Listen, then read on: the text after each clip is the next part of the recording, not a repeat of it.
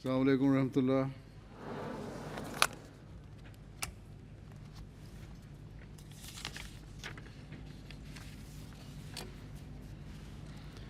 أشهد أن لا إله إلا الله وحده لا شريك له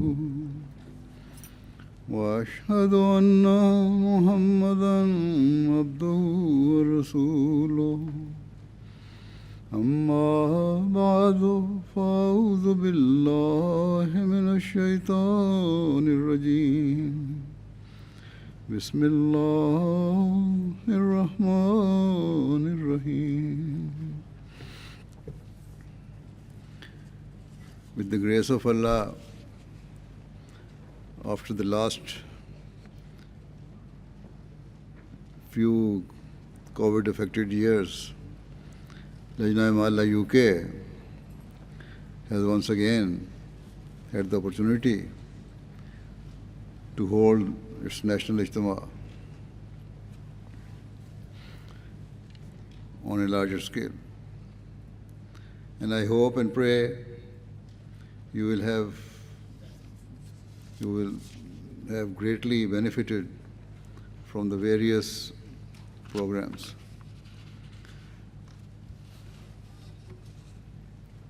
Lajna Imaillah members should always ponder over and reflect upon the objectives of their auxiliary organization and what it means to be part of Lajna Imaillah.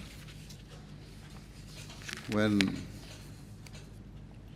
Hazrat Mirza Masroor Ahmad established Lajna Imaillah,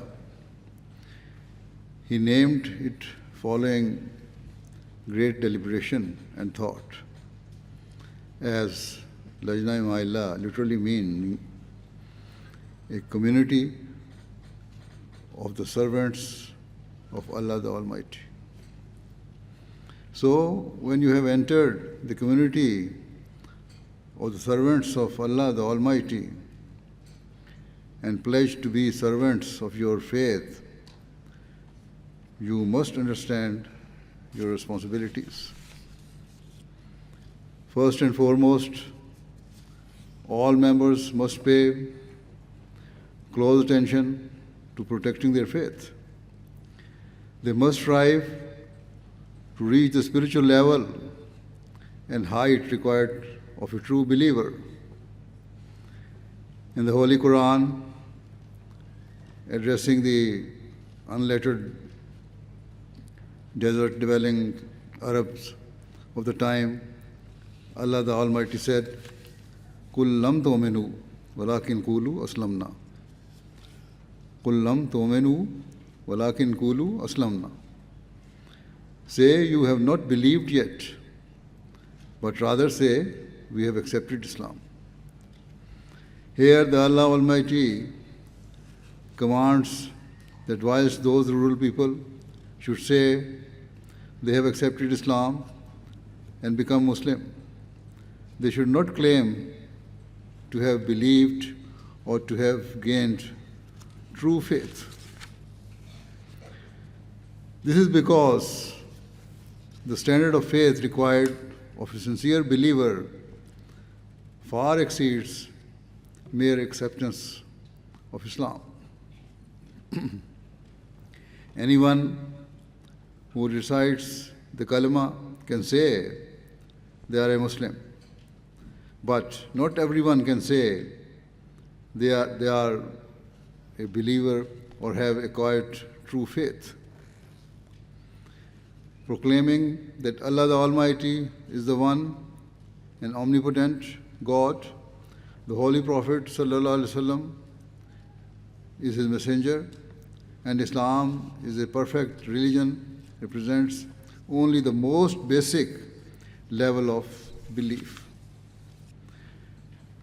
Absolute faith requires a far higher level of belief and understanding, and one cannot reach that level until and unless they act upon all of the commands of Allah the Almighty. So the first thing that every Ahmadi must remember is that they must strive to become complete in their faith and belief. Regarding this, the Prophet Messiah has said, believers are those whose acts and deeds testify to their faith. Upon their hearts, their faith is engraved. Believers are those who give precedence to their Lord and attaining His pleasure above all else. So, giving precedence to one's faith over everything else is paramount and fundamental to attaining the status of a believer. Remember, giving precedence to one's faith is a pledge that every Ahmadi makes when they take the bath. And it is also core tenet of the respective pledges of each of the auxiliary organizations. The Prophet Messiah further states, believers tread steadfastly upon the narrow and difficult path of righteousness for the sake of God, and they become immersed in His love. True believers do not follow the path, but rather remain firmly on the path of righteousness, no matter what worldly pressures or challenges they face. They consider Allah the Almighty to be everything, and their entire existence and life's purpose is to attain His pleasure. Whatever personal relationships or worldly desires they have pale in comparison to their love for God. People make great efforts to care for their loved ones or to fulfill their own worldly needs. But if those relationships or needs become their priority, then, according to the Prophet Messiah, such people cannot be sincere in faith. The Prophet Messiah further states that and true believers are those who stay far away from all those things that false idols are an obstacle in the way of God, be it moral failings, evil deeds, or negligence and laziness. We live in a society and time where at every turn there are temptations that lead a person towards sin or to act in a way that incur the displeasure of Allah. Indeed, often people do not even realize their conduct is wrong. For example, some people do not keep good relationships with their neighbors and fail to fulfill their rights. Further, mocking or taunting someone is entirely wrong. Another social wrong occasionally observed at ijtemas or gathering is that ladies ensure there is a good place for them and their children to sit. But if another child comes towards them, they usher them away or express irritation. It has also been observed that a mother offers her child a snack but does not offer anything to the other children sitting nearby. Rather than setting a positive example of sharing to her child, the mother leaves the other children empty-handed. Such behavior is the height of a bad manner. And always remember, if you fail to show kindness to others, your children will learn the same. Conversely, if you are kind and considerate, your children will naturally observe and learn from you, and you will be doing their tarbiyat through your manners and etiquettes. In the Quranic verse just mentioned, Allah proclaims, "Say you have not believed yet, but rather say we have accepted Islam." This means that true belief does not exist until there is complete obedience to Allah the Almighty. In terms of our Jamaat, complete obedience to Allah the Almighty also requires an Ahmadi Muslim to be respectful of the organizational structure of our Jamaat, referred to as the Nizam-e-Jamaat. Remember, our Jamaat's Nizam has been established and created by the Khalifa of the time, and through the Nizam, the works and schemes of the various national Jamaats and auxiliary organizations occur with his permission and approval. If a Jamaat office bearer is not serving properly, or his conduct is a matter of concern, it should be reported to one of his senior officers or supervisors. However, to sit in a gathering whether public or private, speaking against the office bearer or complaining about the Jamaat or aggressively confronting the person you have an issue with is wrong and contrary to the spirit of our Jamaat. Such behavior cannot lead anywhere good. Instead, grudges will ferment, and eventually the faith of the complainant will weaken. It has been observed that if at the local level Ahmadis fail to listen to their local Jamaat office bearers or those assigned some level of responsibility, it leads to further dissent. Eventually, such people start raising questions or complaints against Khilafat-e-Ahmadiyya, and they fail to heed the guidance and instructions of Khalifa of the time. Ultimately, such people become distant from their religion and lose faith. Certainly, a genuine grievance or concern should not be ignored or swept under the carpet. However, rather than starting an argument or creating division within the Jamaat, take the matter to a higher level and seek to resolve the issue fairly and appropriately. Moving on, you should all be aware that the worship of Allah is fundamental to true belief and faith. Nizam is the cornerstone of reforming an individual, whilst at the same time it serves to unify and strengthen the collective bond amongst Muslims. Though it is not obligatory for women to worship in the mosque whenever they join together for Eid prayers, Ijtemas, or any other occasion, they should ensure that as Allah the Almighty has commanded, the roads for prayer remain straight.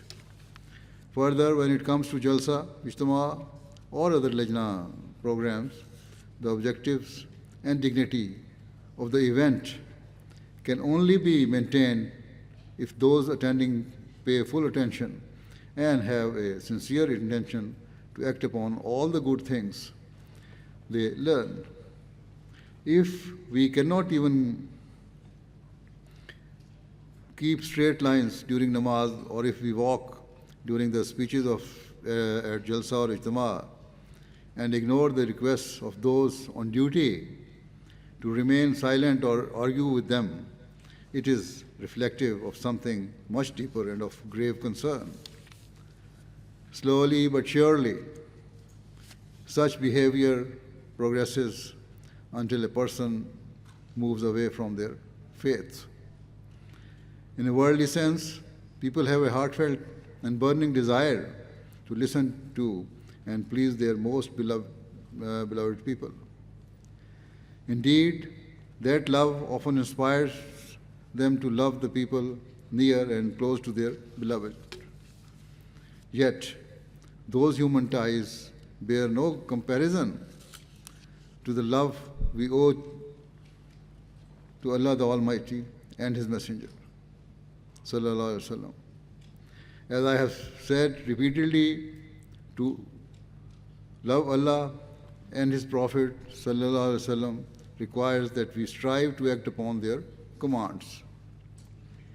Today's society has become morally corrupted and spiritually decayed as the harmful effects of the mainstream media and social media continue to drive people away from religion and belief in God. Even in schools, very young children are being taught inappropriately and immoral things which they are far too young to comprehend. As a result, children from a very young age are being conditioned by their schools and the wider society into a secular way of thinking and away from religious values and teachings. In such conditions, the onus is very much upon parents to ensure the moral training of their children.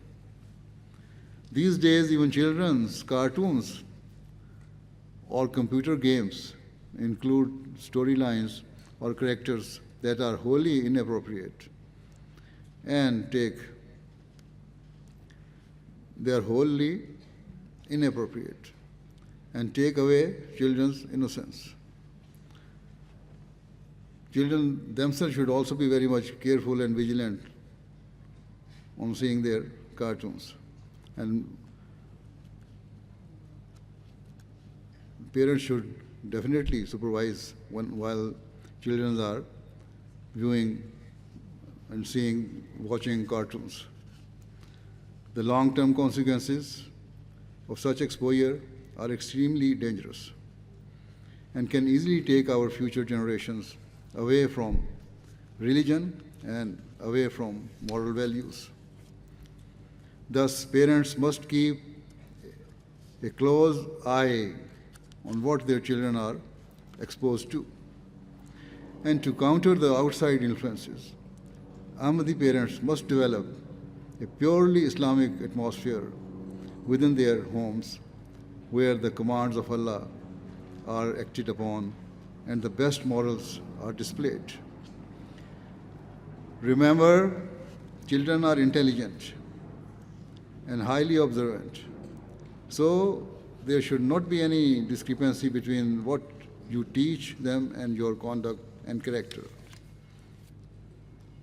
Certainly, if Ahmadi parents fail to instill Islamic values and teachings within themselves, their children will grow up to be heavily influenced by the materialism and godlessness of today's society. Accordingly, it is vital that Ahmadi parents very carefully strive to better themselves so that they can properly train and guide their children. As I have already said, if any of the Jamaat office bearers have caused you offense or acted in a way you did not think was right, strive to resolve the matter calmly by speaking directly to the person or his superior. If you are still unsatisfied with the outcome, write to the Khalifa of the time. However, never discuss such issues in front of your children. Otherwise, it will have a very harmful effect on them.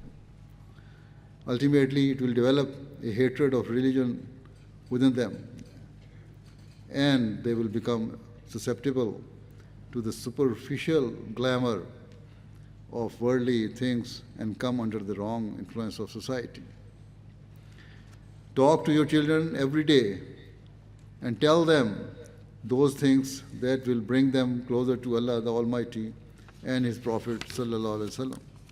As I have said many times before, it is essential that Ahmadi parents develop a genuine friendship and mutual trust with their children from the very beginning.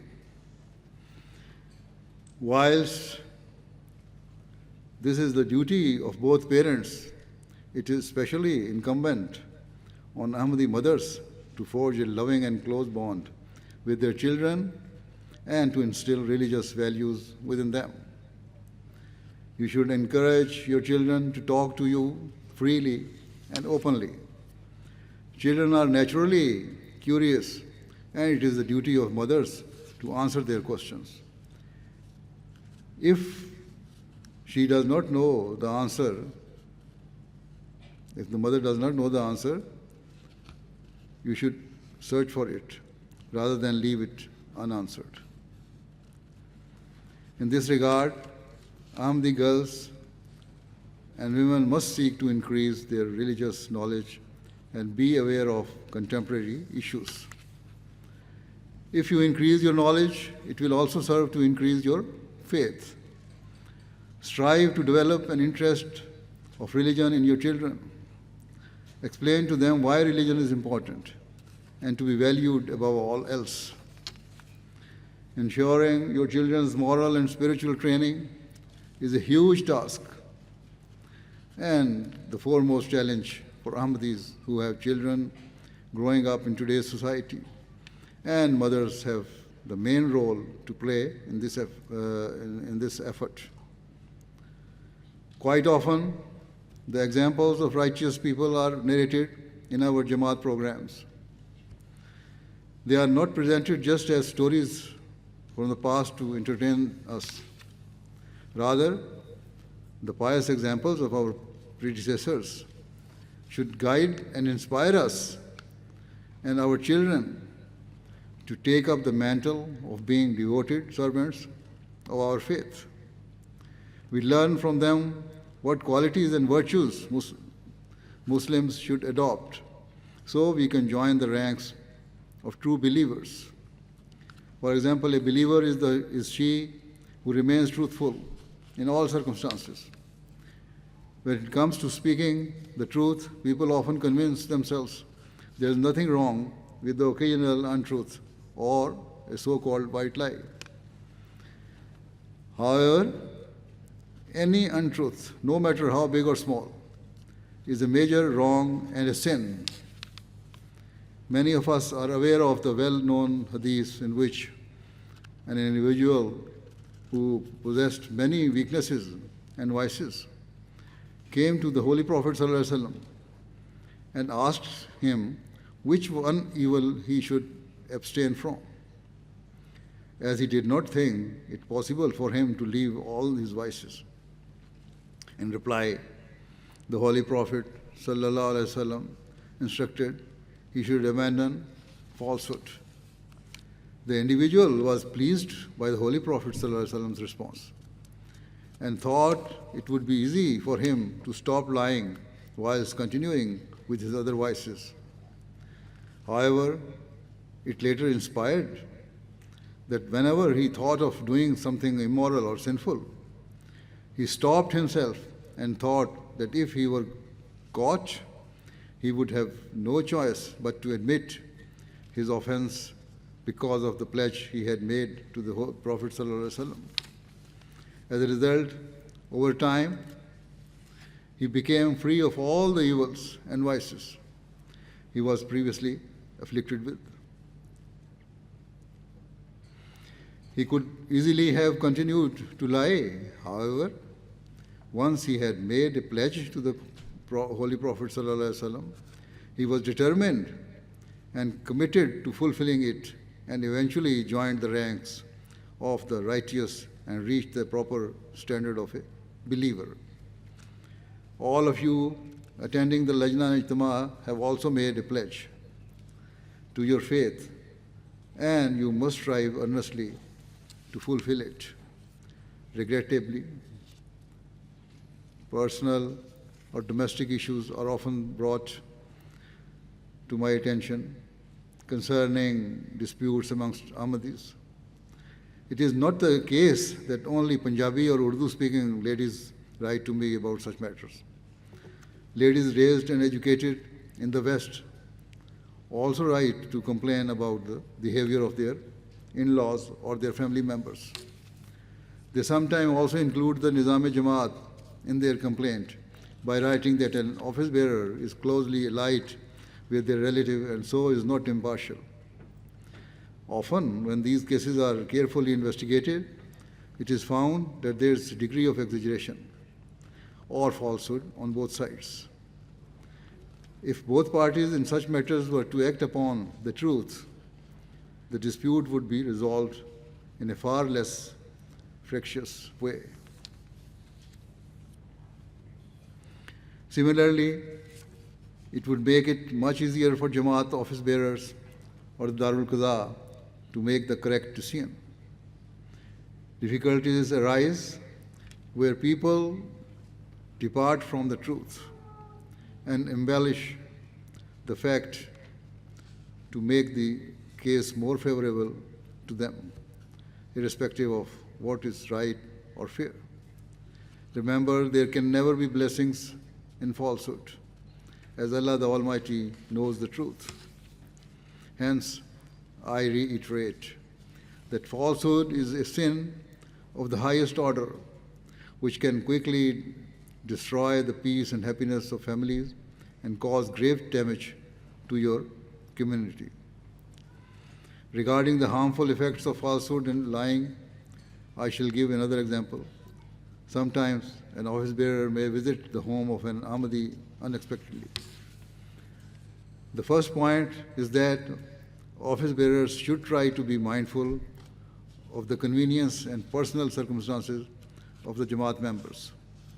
They should not cause unnecessary difficulty and so should visit at a convenient time.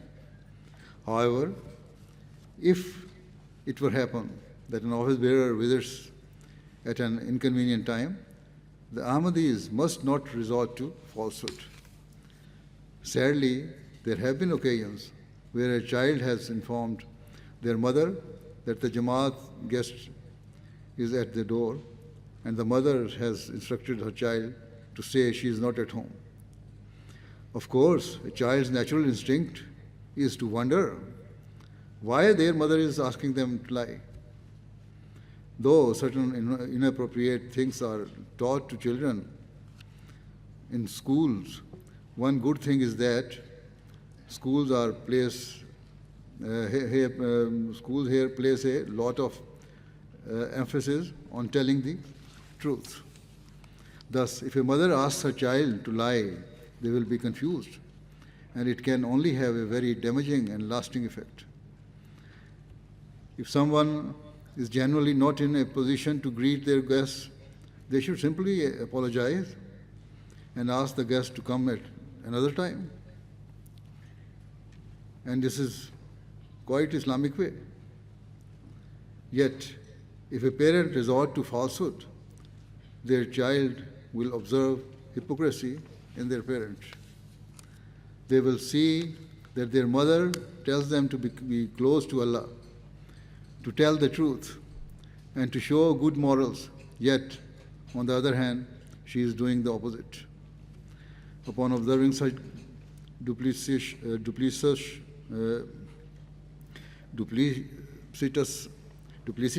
behavior,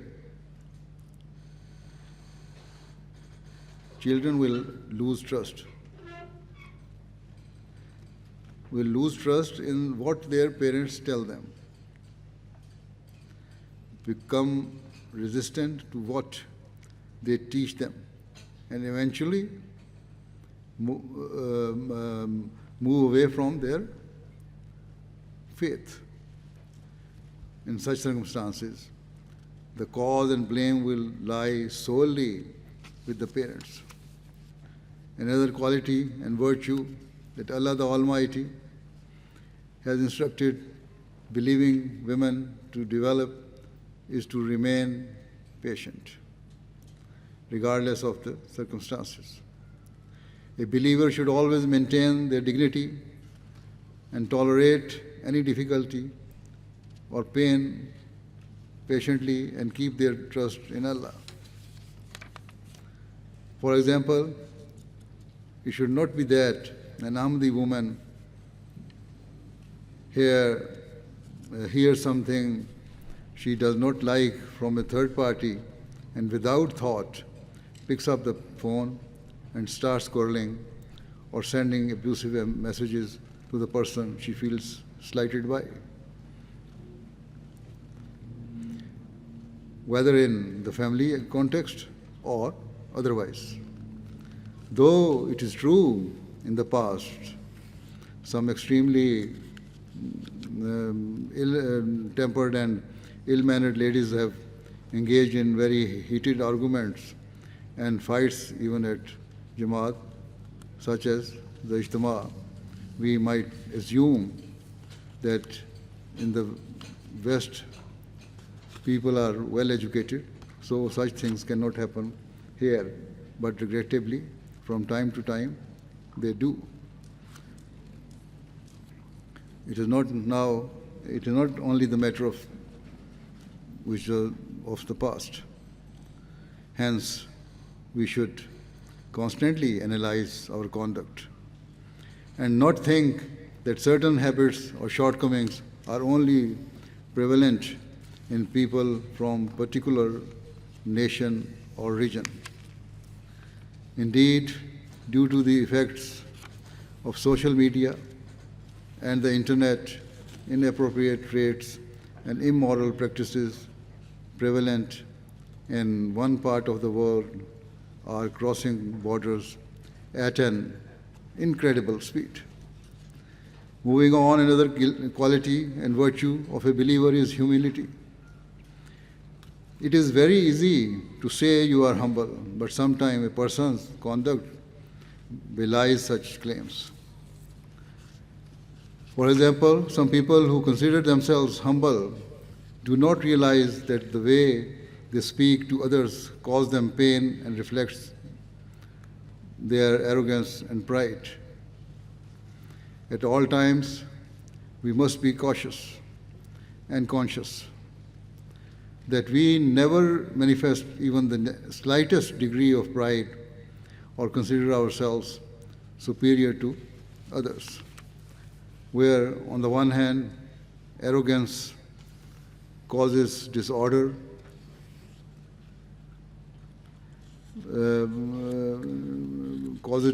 and restlessness in society. It also plays a very negative role in the moral upbringing of one's children. This is something to seriously ponder and reflect upon. Another virtue required of a believer is that they should have the habit of being regular in sadaqah and spending in the way of Allah the Almighty. With the grace of Allah, most of our members are those who generously give sadaqah to help the poor and needy and make great sacrifices to fulfill the needs of the Jamaat through chanda. Now, as the economic state of the world worsens and people's financial condition becomes strained, some people may think that they should focus on their own needs and tighten their giving hands. In such circumstances, we should remember those in greater need than us and help and support them as much as possible. Regarding the blessings of financial sacrifice, it is narrated in a hadith that the Holy Prophet ﷺ said, the two angels descend each morning. One prays that may Allah bless and increase the wealth of a person who spends generously in the way of Allah and who seeks to support the weak and vulnerable. The other angel prays that may Allah destroy and withdraw the wealth of a person who is niggardly and miserly. Another basic Islamic commandment is of parda, which in today's world is often criticized and attacked by opponents of Islam.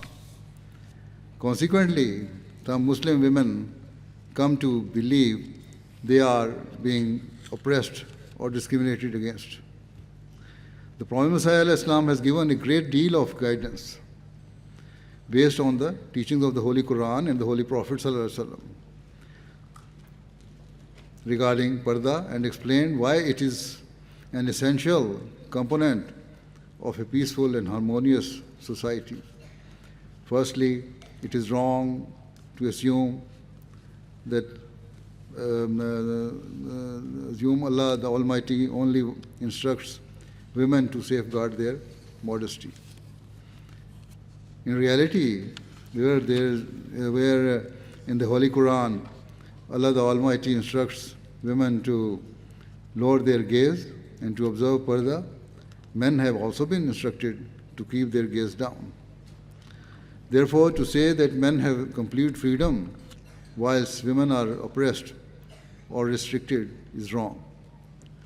And such false concepts have emerged due to satanic and worldly influences seeking to drive Muslims, women and girls away from their faith. Some women say it is difficult to observe parda in the Western world, but such attitude reflect a needless and misjudged inferiority complex. At this year's Jalsa, I presented examples of young professional Ahmadi women, for instance doctors, who worked whilst maintaining their parda. On those occasions, when their employers sought to prevent them from observing hijab, the Ahmadi women took a stand and said they would not compromise their faith. They would not remove their scarves just to satisfy their employers. They would not forsake their modesty for the sake of their career. They made it clear that they would much rather lose their jobs than be forced to dress in a way that was against their beliefs. In the end, seeing their intelligence and no doubt being impressed by the courage of their convictions and their standards of morality and decency, the employers changed their minds and permitted them to work whilst observing parda. Do not therefore submit to the pressure of the world. The commands of Allah are timeless, and only if we act upon them can we live fulfilling lives and protect ourselves and our future generations.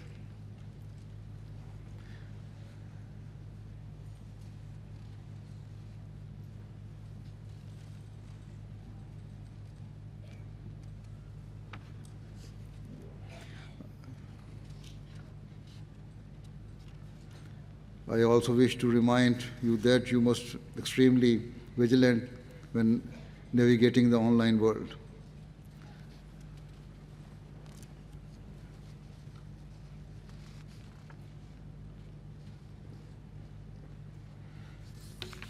People make profiles on Facebook, Instagram, TikTok, Snapchat, or other social media applications, and display or share their personal photos and videos and engage in the frivolous conversations or chats.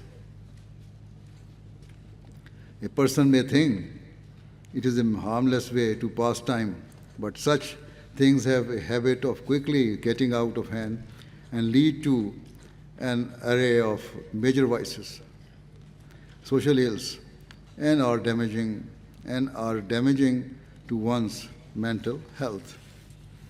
Even if you post something innocently, it does not mean the person who sees your display picture or with whom you converse is innocent or to be trusted. For example, there are increasing cases of boys or men receiving photos from women or girls and then later blackmailing them by threatening or circulating them online or to misuse them unless they submit to their demands. So before joining any social media platform, you should be extremely cautious. And if you must utilize them for a particular reason, such as education, you must ensure you protect your modesty at all times. The Prophet Muhammad once stated that some people were suggesting that Muslim women should abandon parda and follow the Western and non-Muslim ways of dress. He said that such efforts encouraging Muslim women to stop observing parda were wrong and dangerous. Explaining his view, he said that those opposed to parda should assess the moral standards of those nations where there is no concept of it. With reference to this, we can easily judge the moral standards of today's Western society by the fact that, as mentioned earlier, in Western countries there is a growing trend and movement to teach small children in schools or elsewhere things that are entirely beyond their comprehension and not at all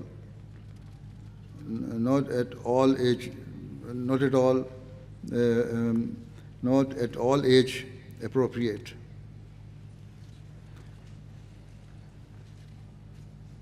They are trying to sexualize innocent young children by teaching them things they are not ready to process.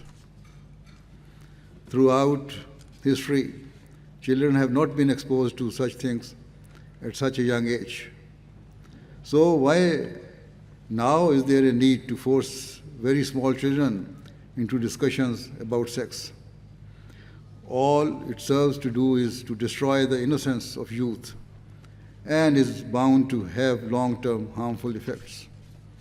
The Prophet ﷺ went as far as challenging the opponents of the parda by stating that if they could prove that living in a completely free society with no concept of parda or modesty would lead to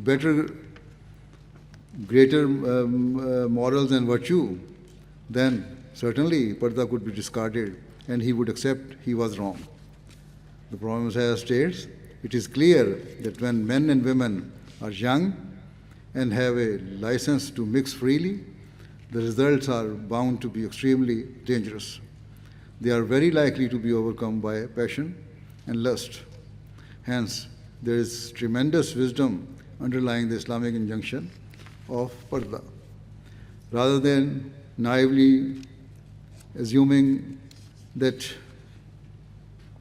men and women will never be overtaken by their passion, Islam's teachings are based upon the reality of human nature. Thus, our Ahmadi ladies and girls must ensure that their dress remains modest and at the very least is according to the minimum standards of parda. At the end, I reiterate that Allah has said that only those who remember Him and give precedence to their faith are successful. So, offer your prayers carefully and ponder over each of the words rather than just going through the motions or paying lip service to the words of prayer. The prayers of a sincere woman have immense value, and so always pray for yourselves, your husbands, your children, your society, and your Jamaat. Always pray with the thought that you are submitting yourselves before Allah, who is your Creator, and He alone is the one who can remove your anxieties and troubles. He alone is the one who can elevate you from the basic standards of acceptance of Islam to the level of a true believer and of one who is truly firm in faith. He alone, through His grace and mercy, can ensure that your children remain close to their faith and stay attached to the religion. He is the one who will save your husbands from wrongdoings and guide them on the right path. If our Ahmadi women can fulfill their duties and objectives, then inshallah they can and will bring about a great moral and spiritual revolution in their homes, in their cities, in their nations, and the entire world. May Allah enable all of you to be the ones who give rise to such a spiritual revolution, and may the future generations of the world say that Ahmadi mothers and girls of this era played an outstanding role in saving them and ensuring that they remained on the path of the true spiritual salvation. May Allah enable it to be so. May Allah, the Almighty, continue to bless Lajna Imaillah in all respects. Ameen. Now join me in silent prayer.